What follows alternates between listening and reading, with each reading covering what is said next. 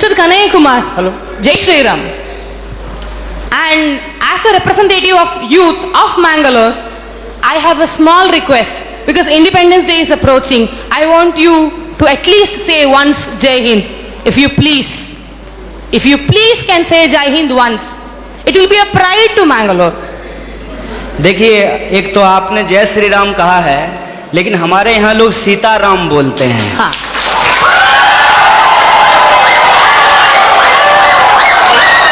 Sitaram. Excuse me.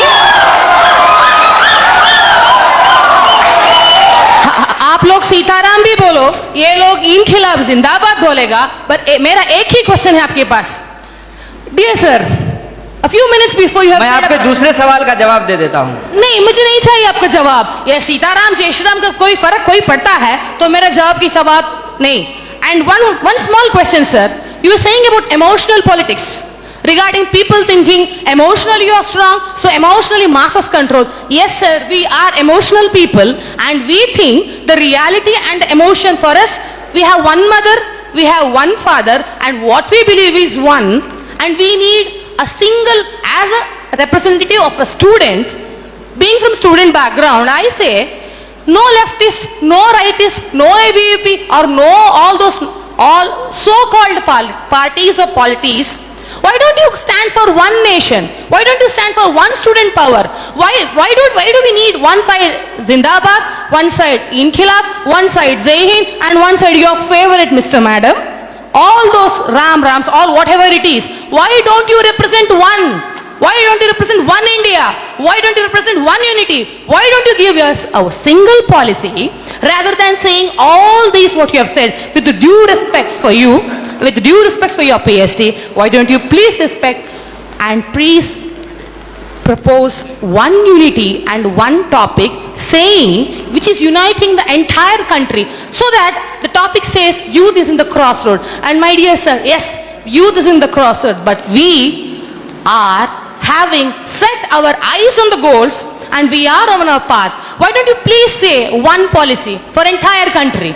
And if I permit, and I say, Bhola Bharat Mata ki Jai Hind. आपका जो सवाल है कि आप एक का समर्थन क्यों नहीं करते हैं, देखिए बात यह है कि मेरी पैदाइश ही दो लोगों के मिलने से हुई है। मेरे माँ बाप की शादी नहीं होती तो हम पैदा नहीं होते। मेरे माँ और बाप दो लोगों की शादी हुई और ऑब्वियसली शादी होने के बाद जो वो किए होंगे उसके चलते हम पैदा हुए हैं, तो उसमें दो लोग मिले हैं। रही बात कि वन नेशन का क्यों नहीं सपोर्ट करते हैं, तो नेशन तो वन ही है, भारत एक है, इसमें कोई डाउट नहीं है। लेकिन इस एक भारत को रिप्रेजेंट करने वाला जो एक संविधान है उसमें 300 से ज़्यादा आर्टिकल हैं, मोर देन 300 आर्टिकल्स हैं उस एक कॉन्स्टिट्यूशन में। और जो आप कह रहे हैं कि वन नेशन, उस वन नेशन को रिप्रेजेंट करने के लिए जो एक पार्लियामेंट है उसमें भी दो सदन हैं, लोकसभा और राज्यसभा, और उसमें से जो चुन करके लोग जाते हैं उसमें भी कोई एक लोग नहीं जाते हैं, उसमें 545 मेंबर्स जाकर के पहुंचते हैं।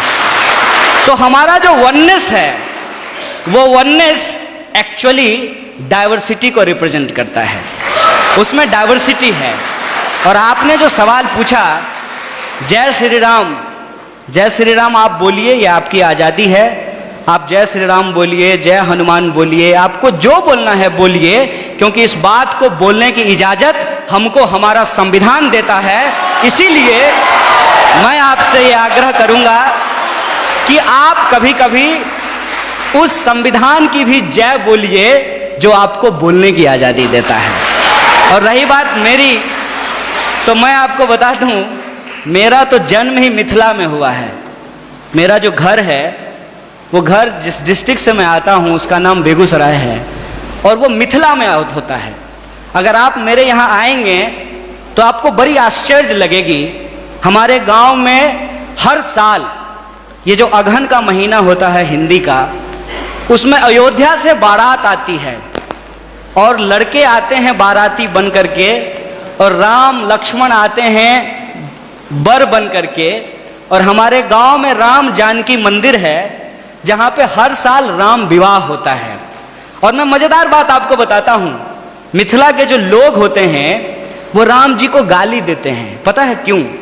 क्योंकि मिथिला राम जी का ससुराल है और इस लिहाज से वो राम जी को मजाक करते हैं।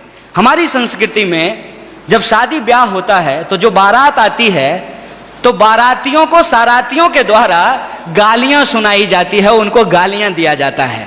जब आप हमारे यहाँ आएंगे तो आपको बड़ा आश्चर्य लगेगा कि राम जो भगवान हैं उनको स्वागत में लोग गालियां दे रहे हैं। ये हमारा ट्रेडिशन है।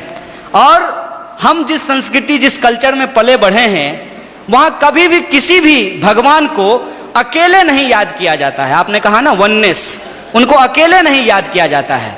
हमेशा राम को सीता के साथ और राधा को कृष्ण के साथ याद किया जाता है। ये हमारी परंपरा रही है। ये बड़ी आश्चर्य की बात है कि आप यूथ हैं और जो है मैं तो पीएचडी कर लिया और मैं उम्मीद करता हूं कि आप भी पीएचडी कर पाएं।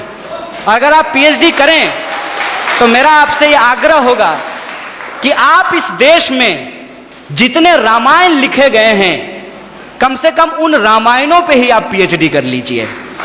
और मैं आपको बताता हूं कि हिंदुस्तान में कम से कम 300 से ज्यादा रामायण लिखे गए हैं, मोर देन 300। और मैं एक बार हिमाचल गया था। हिमाचल में त्रिलोकनाथ की मंदिर है। मैं आपको कहता हूं इस देश को घूमिए। यह देश इतना शानदार है कि आप इसकी कल्पना नहीं कर सकते हैं। और आपको कई बार अपने आप को छोटा और तुच्छ महसूस होगा कि हम कितना तुच्छ हैं इस देश के सामने। जब आप त्रिलोकनाथ मंदिर जाएंगे तो त्रिलोकनाथ मंदिर में भगवान बुद्ध की मूर्ति है और भगवान बुद्ध की मूर्ति के ऊपर भगवान शिव का मूर्ति बनाया गया है, सर के ऊपर बनाया गया है। और उस मंदिर में पहले हिंदू साधु आते हैं जो प्रार्थना करते हैं, उसके बाद बुद्धिस्ट मोंक आते हैं जो वहां जाकर के परिक्रमा करते हैं। यह हिंदुस्तान की खासियत है। यह हिंदुस्तान की खासियत है कि वहां जो लाहौल, मैं उस जिले की बात कर रहा हूं और मैं फैक्चुअली अगर गलत होऊंगा तो आप मुझे करेक्ट कीजिएगा। लाहौल जिले में जहां यह मंदिर है वहां की जो भाषा है लाहौली, वहां का जो रामायण है जो लाहौली भाषा में लिखी गई है, उस रामायण में सीता का अपहरण रावण नहीं करते हैं, बल्कि रावण सीता के पिताजी हैं। उस रामायण के हिसाब से सीता एक्चुअली रावण की बेटी है लाहौली रामायण के हिसाब से। और राम ने प्रेम विवाह करके सीता से शादी कर ली, इसलिए रावण और राम का युद्ध होता है। यह हिंदुस्तान की खासियत है। देखिए, आई डोंट नो कि आपको किसने और क्यों दिमाग में इन चीजों को डाला है, लेकिन मैं आपको कहता हूं कि इस देश में जो लोग पैदा हुए हैं उनके लिए इससे ज्यादा गौरव की बात नहीं हो सकती है। अगर आप हिमाचल जाएंगे तो आपको महसूस होगा कि आप स्विट्जरलैंड में हैं, और अगर आप मैंगलोर और गोवा के बीच पे सोएंगे तो आपको लगेगा जैसे मियामी के बीच पे लेटे हुए हैं। अगर आप इस देश के मैदानों में घूमेंगे तो आपको लगेगा कि ये अमेरिका के उस ग्रीन मैदान से भी ज्यादा बड़ा मैदान है। अगर आप दक्षिण के पठारों में घूमेंगे तो इसकी अपनी एक खास बात है। अगर आप छोटा नागपुर के पठारों में घूमेंगे तो वह खनिज संसाधनों से भरा हुआ है। मैं आपसे यही कहना चाहता हूं, आपका देश आपका है, जैसे आपकी मां आपकी है। और आप अपनी मां से यदि प्यार करते हैं तो यह आपका निजी मामला है। लेकिन जब आप रोड पे चल रहे हो, कोई आए, कोई भी रंग का झंडा लेकर के और कोई भी नारा लगा करके, चाहे वो इनकलाब जिंदाबाद बोले या जय श्री राम बोले, वो नारा लगा करके, वो झंडा दिखा करके आपसे कहे कि तुम अपनी मां से प्यार करते हो, जरा करके दिखाओ, तो आपका क्या जवाब होगा? यह देश हमारा है, इस देश से हम प्यार करते हैं। और हमारे लिए इस बात को याद कीजिएगा,